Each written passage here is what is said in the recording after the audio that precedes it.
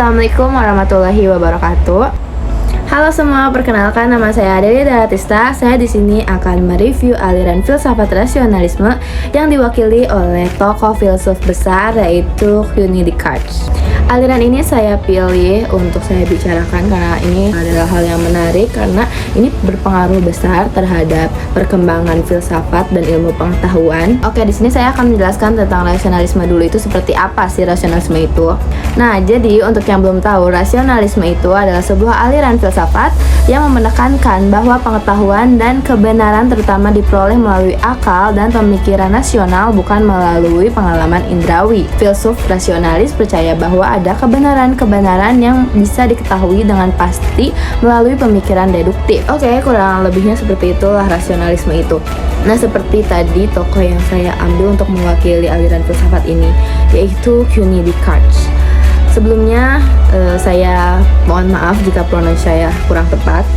Saya sudah mencari juga penyebutan yang benar itu seperti apa, ini benar atau tidak, dan saya menemukan pronounce Prancisnya yaitu René Descartes. Bisa saya tunjukkan di sini.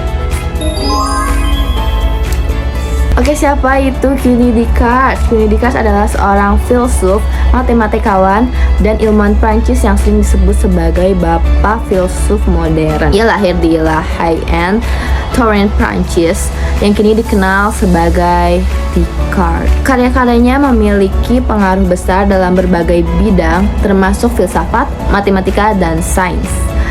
Descartes adalah tokoh sentral dalam pengembangan rasionalisme dan dikenal karena pendekatannya yang sistematis dan skeptis dalam mencari kebenaran. René Descartes juga salah satu filsuf yang paling berpengaruh dalam sejarah. Ia berkontribusi besar dalam pengaruhan sistematis, epistemologi, dan ilmu pengetahuan. Pemikiran dan metode skeptisnya mendorong perkembangan pemikiran kritis dan sistematis yang masih relevan hingga saat ini. Namun, pendekatan dan pandangan Descartes juga menghadapi kritik gitu, terutama terkait dengan solipsismenya, masalah interaksi pikiran tubuh, dan skeptisme yang berlebihan. Meskipun demikian, warisan Descartes tetap menjadi fondasi penting yang banyak di bidang intelektual modern. Jadi ini ada 3 alasan menarik tentang rasionalisme yang akan saya sampaikan juga. Yang pertama ada dasar pengetahuan modern, yaitu rasionalisme menyediakan dasar bagi perkembangan ilmu. Descartes, Leibniz, dan Spinoza memberikan kontribusi besar yang berpengaruh banyak bidang, termasuk filsafat, sains, dan teologi. Terus di sini ada alasan tentang René Descartes, tentang metodenya, yaitu skeptisisme metodologis. Descartes menggunakan skeptisisme metodologis untuk meragukan semua pengetahuan yang tidak dapat dipastikan sampai ia menemukan sesuatu yang tidak bisa diragukan. Nah, di sini juga ada plus minusnya ya. Untuk kelebihannya tuh membuat penyelidikan kritikal. Pendekatan ini mendorong penyelidikan kritis terhadap keyakinan dan pengetahuan kita, memurnikan mereka dari keyakinan yang tidak berdasar. Terus penemuan dasar yang pasti. Melalui skeptisisme metodologis, Descartes berusaha menemukan dasar yang benar-benar pasti bagi pengetahuan.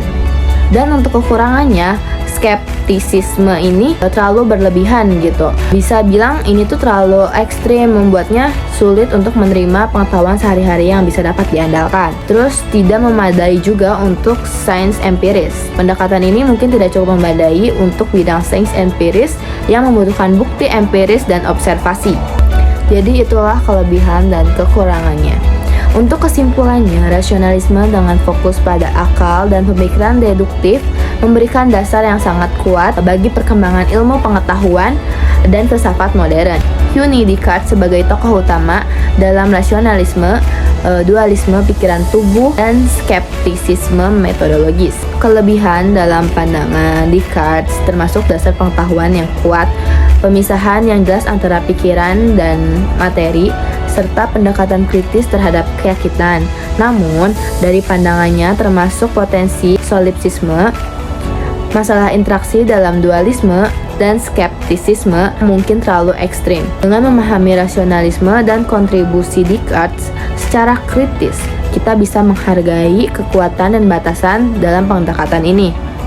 serta bagaimana mereka membentuk fondasi bagi banyak perkembangan intelektual yang kita kenal. Oke, terima kasih semuanya. Itu saja mungkin yang saya bahas dari sekian banyaknya materi yang saya ambil. Saya sebelumnya mau terima kasih untuk yang sudah menyempatkan menonton video ini. Saya mohon maaf jika pronunciasi saya kurang tepat atau materi yang kurang lengkap.